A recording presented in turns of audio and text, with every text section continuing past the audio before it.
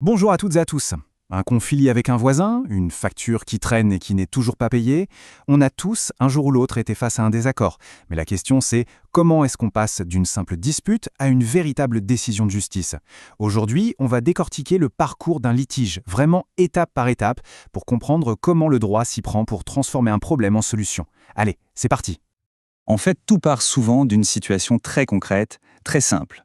Un client qui refuse de payer, un artisan qui a mal fait son travail, un contrat qui n'est pas respecté. Face à ça, la première question qui vient à l'esprit, c'est « mais que dit la loi ?» Et surtout, comment est-ce qu'elle peut nous aider à sortir de cette impasse? Alors, première étape de notre voyage, la naissance même du litige. Parce qu'avant d'imaginer le tribunal, il y a ce moment crucial où un simple désaccord n'a pas pu se régler tranquillement, à l'amiable. D'un point de vue juridique, un litige, c'est bien plus qu'une dispute de comptoir. C'est le moment où le désaccord devient, disons, officiel. Dès qu'une action en justice est lancée, les rôles sont très clairs. D'un côté, il y a le demandeur, c'est celui qui engage les poursuites, et de l'autre, le défendeur, celui qui, logiquement, doit se défendre. Et ce qui est assez contre-intuitif, c'est que la justice ne vous pousse pas directement vers le tribunal. Au contraire même, la loi encourage, et même parfois impose, de discuter d'abord. Pour les petits litiges du quotidien, la médiation ou la négociation, c'est la voie royale. Le procès, en réalité, c'est le plan B. C'est vraiment le dernier recours quand tout le reste a échoué. Bon, mais alors que se passe-t-il quand la discussion n'aboutit à rien? Eh bien, on change complètement de dimension. On entre dans une phase où un seul et unique élément devient le centre de tout. C'est le véritable nerf de la guerre judiciaire, j'ai nommé la preuve. Sans preuve, impossible de convaincre un juge. C'est aussi simple que ça.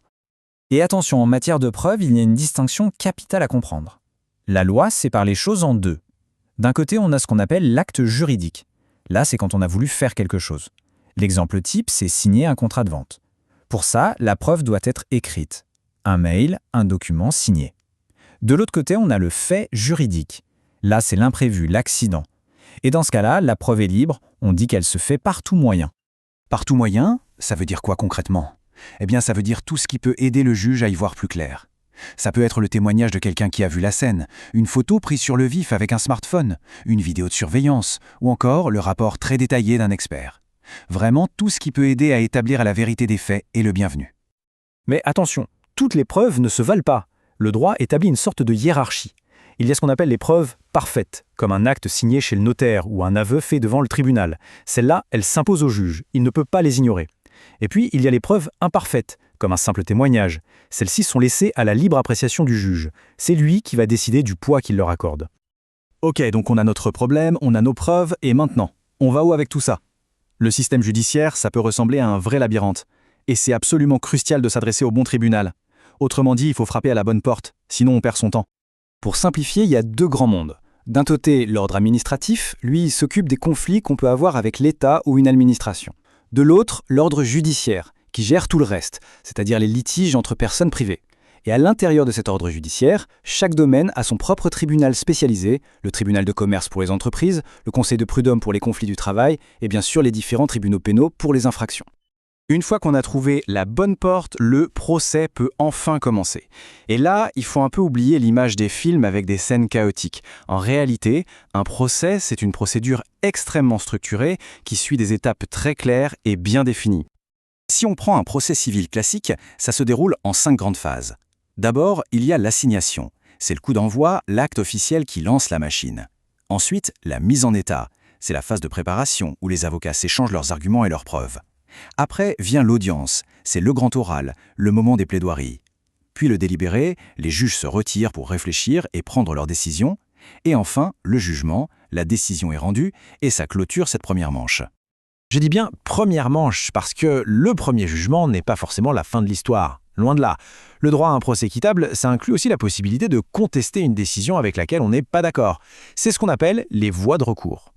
Si une des parties n'est pas satisfaite, elle peut faire appel. En gros, c'est comme demander une deuxième chance. L'affaire est entièrement rejugée par une cour supérieure. Encore au-dessus, on trouve le pourvoi en cassation. Mais là, attention, on ne refait pas le match. On vérifie simplement que l'arbitre, c'est-à-dire le juge, a bien appliqué les règles du jeu, donc le droit. Et enfin, tout en haut de la pyramide, il y a les juridictions européennes qui s'assurent que les droits fondamentaux de chacun ont bien été respectés.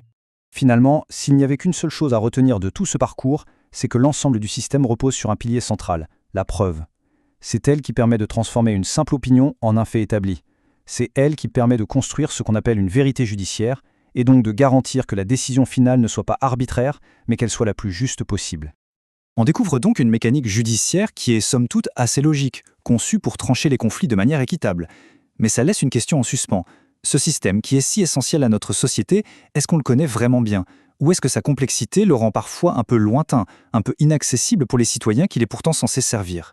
C'est une question qui mérite d'être posée. Merci beaucoup d'avoir suivi ce décryptage.